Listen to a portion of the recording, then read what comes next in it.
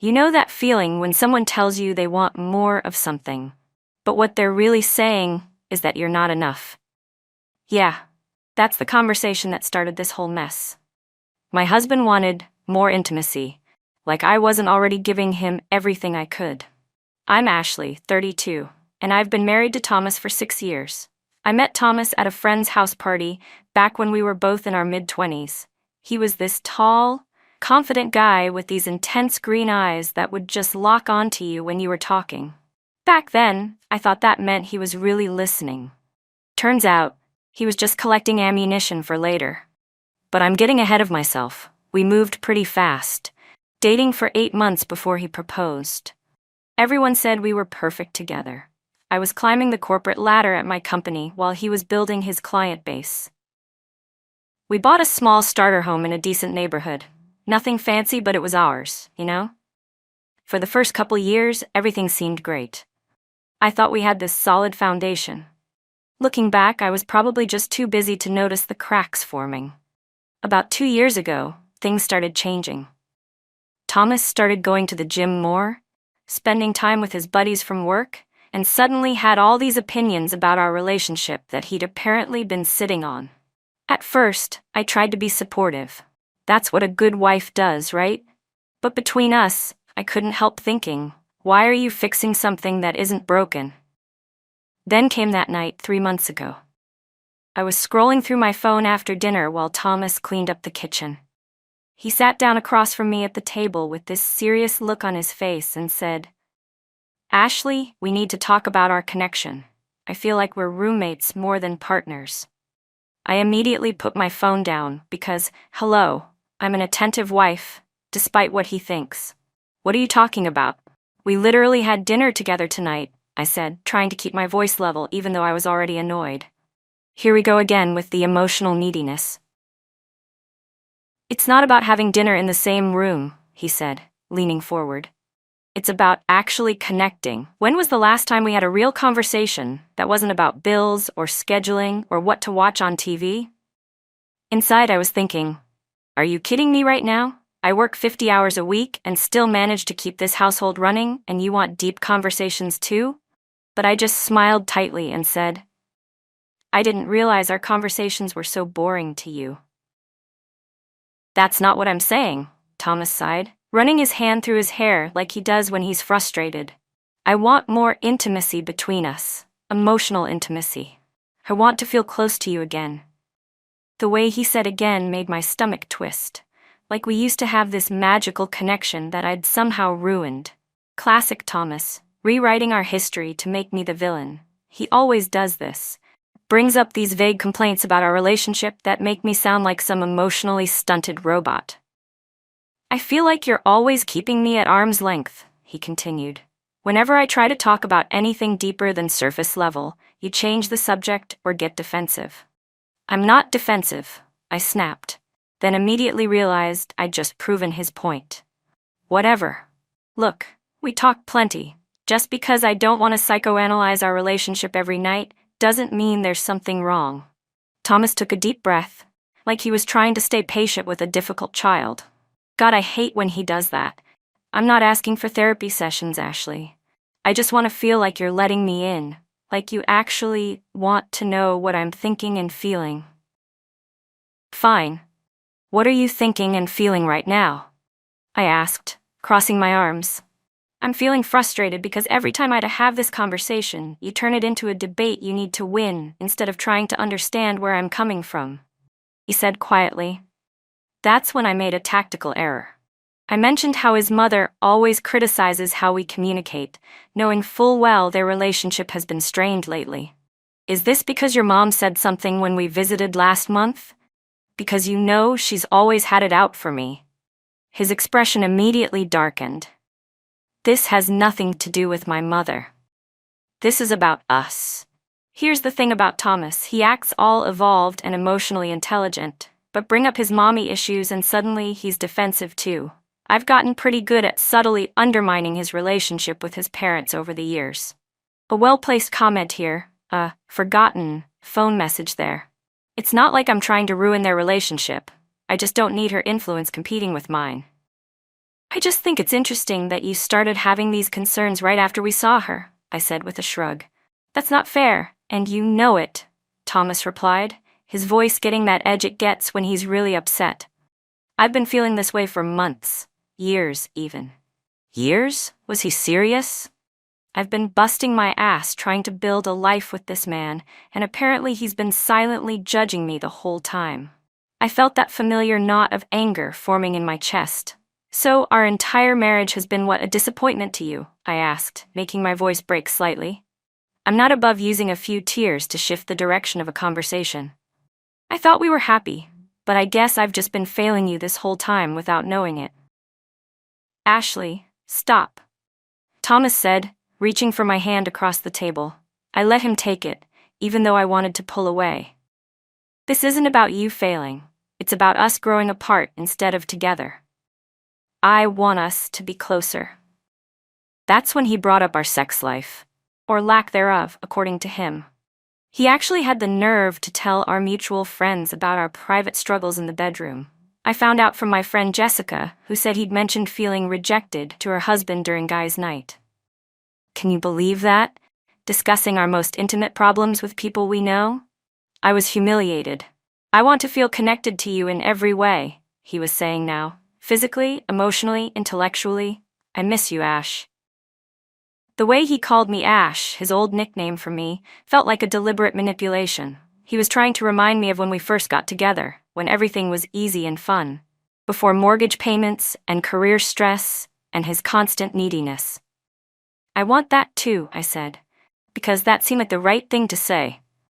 But maybe we're just not compatible in the way you want. People change, Thomas. We're not the same people we were when we got married. As soon as the words left my mouth, I saw something shift in his eyes, like I'd just confirmed a fear he'd been carrying around. He pulled his hand away from mine slowly. So that's it? We're just incompatible now? He asked, his voice hollow. I didn't say that exactly. I backpedaled, suddenly aware I might have pushed too far. I'm just saying that maybe your expectations aren't realistic. We're adults with responsibilities and stress. It's not going to be like when we were dating. Thomas was quiet for a long time, just looking at me like he was seeing something new. Finally, he said, I don't think it's unreasonable to want intimacy in my marriage. And I don't think it's unreasonable to be tired after working all day. I shot back. Not everything has to be this deep, emotional experience. Sometimes life is just life. That's when he brought up couples therapy, like we needed some stranger to tell us how to be married. I shut that down fast, telling him we could figure this out ourselves. But honestly, I was already thinking this might be the beginning of the end. Not that I wanted our marriage to be over, but if he was going to keep moving the goalposts on what he needed from me, maybe we really weren't compatible anymore. What I didn't tell him was how his words made me feel like I wasn't enough. How terrifying it is to have someone look at you. Someone who promised to love you forever and essentially say you're not giving them what they need. So I did what I always do when I feel threatened. I turned it back on him. Maybe if you didn't constantly put me through these emotional tests, I'd be more open to connecting, I said. It's exhausting to feel like I'm always failing your invisible standards. Thomas just stared at me for a moment before standing up. I'm going to bed, he said quietly. We can talk more when you're ready to actually hear me. As he walked away, I felt this mix of triumph and dread. I'd won the argument. He was the one walking away, after all. But something told me this conversation wasn't really over. And I was right. 2 weeks later, Thomas scheduled a talk in our shared calendar like some corporate meeting. When I got home, he was waiting with a notebook full of talking points. I sat across from him rather than beside him, creating distance intentionally. I love you, Ashley, he started, but I can't keep going like this, feeling disconnected and like my needs don't matter. I never said your needs don't matter, I shot back. Please, just let me finish, he said. When I bring up issues, you either dismiss them or twist them to make me the problem. You said we're incompatible, but I think the real issue is that you don't want to be vulnerable with me, and I need to understand why. That hit a nerve. Oh, I see. You've diagnosed me now? Poor Ashley, too damaged to be vulnerable, right? I could hear my voice getting higher, that defensive tone creeping in. Did you ever consider that maybe I don't need to spill my guts every night to feel connected to you? This is exactly what I'm talking about, he said quietly.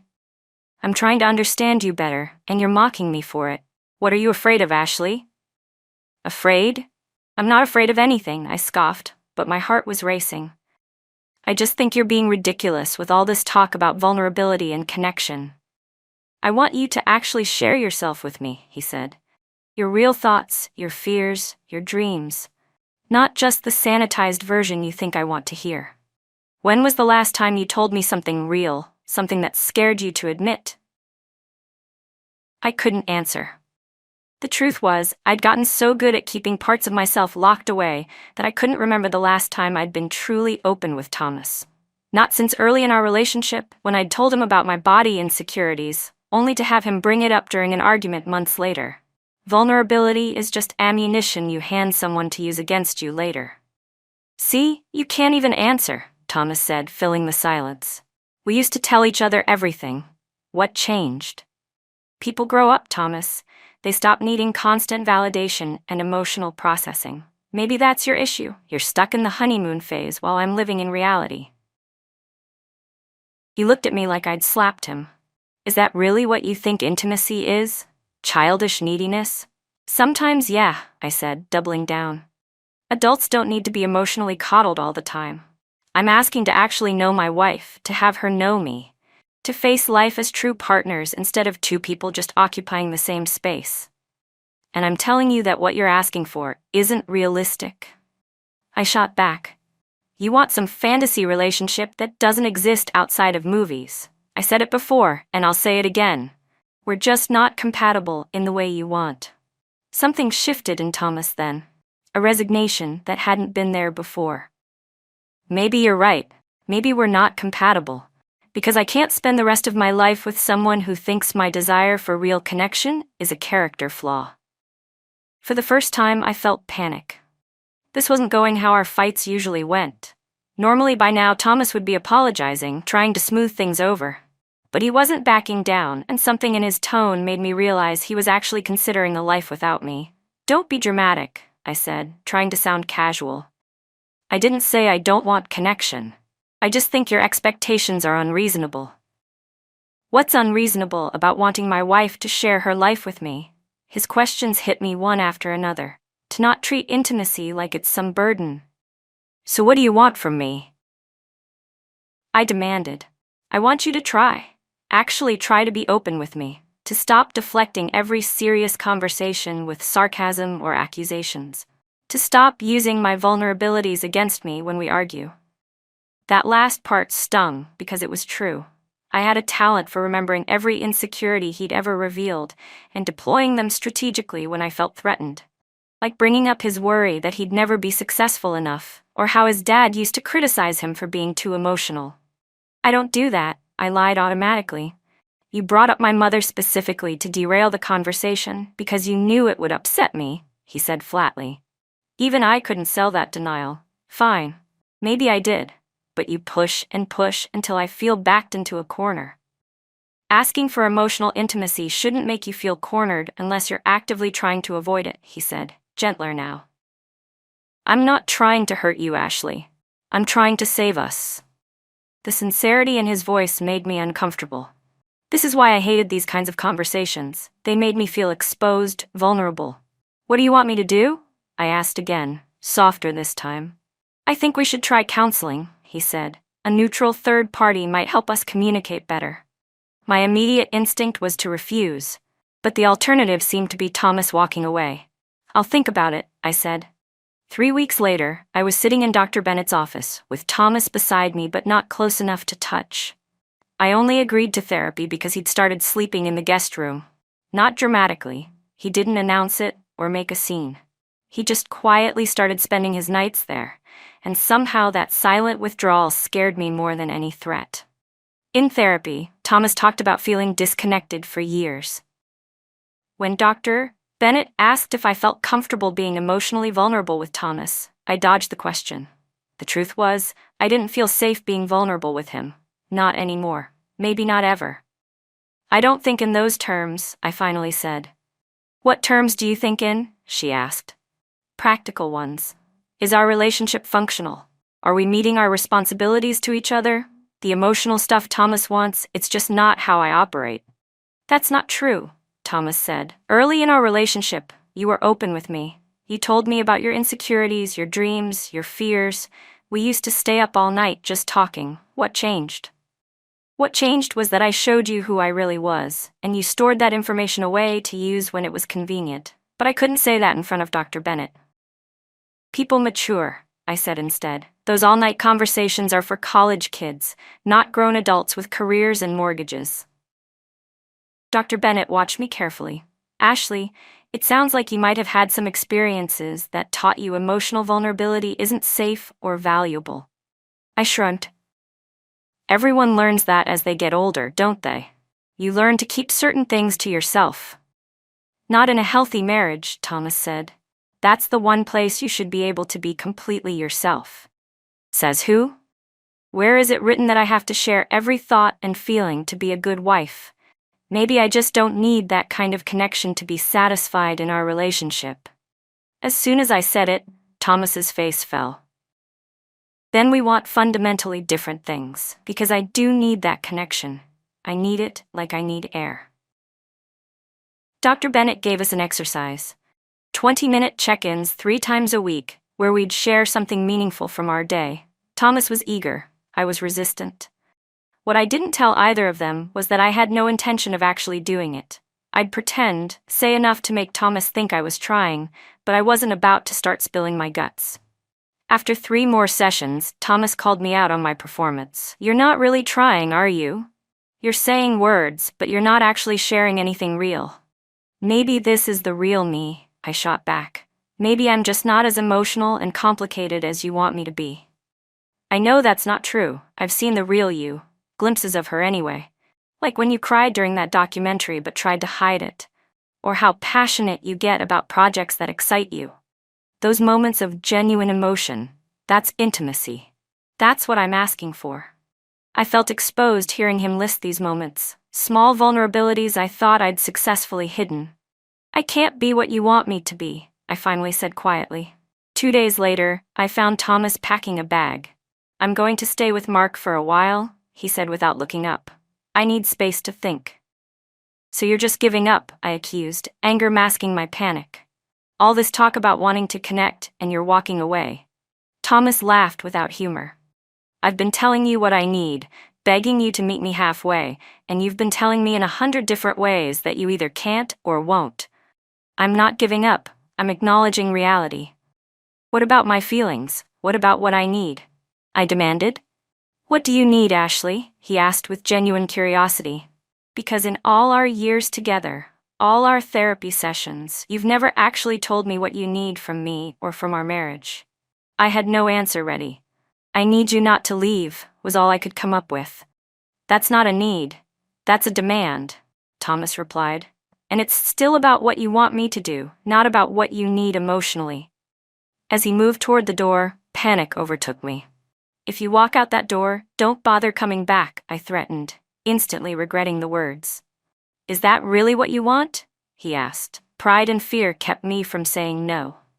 If you can't handle a real marriage with a real person instead of some emotional fantasy, then maybe it's better if you go.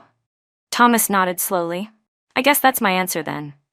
For 10 days I waited for him to call, convinced he would break first. He always did, but there was nothing but a text saying he was safe and would be in touch when ready. That's when I realized this might actually be the end. So I swallowed my pride and texted, "Can we talk?" We met at a coffee shop. Thomas looked rested, like separating from me had somehow improved his health. I told him I missed him and asked him to come home. It's not that simple, he said. What's changed? Because I've been asking you to open up for a long time, and you've consistently told me you can't or won't.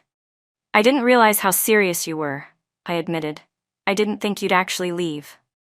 So you're willing to change because I left, not because you actually want to be more open with me? The disappointment in his voice was palpable. I forced myself to meet his eyes. I'm afraid of needing you too much. Afraid that if I let you see all of me, the messy, insecure parts, you might not like what you see. I married all of you, not just the parts you think are acceptable, Thomas said softly. I've never wanted you to be perfect. I've only wanted you to be real with me.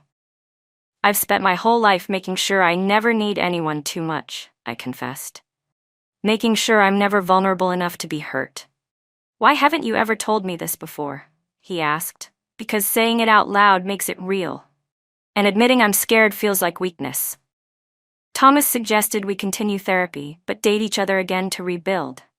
I agreed, though I thought it was ridiculous to date my own husband.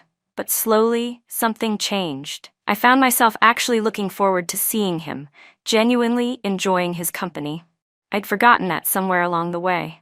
In therapy, Dr. Bennett noticed the shift. You seem more engaged, Ashley. What's changed for you? I realized I was so focused on protecting myself that I was destroying what I was trying to protect, I said. Then life threw us a curveball. Thomas's mother was diagnosed with breast cancer. When he called, I could hear the fear in his voice. I went to him and for once just held him while he cried, without trying to fix it or minimize it. And as I sat there stroking his hair, I realized his vulnerability didn't make me think less of him.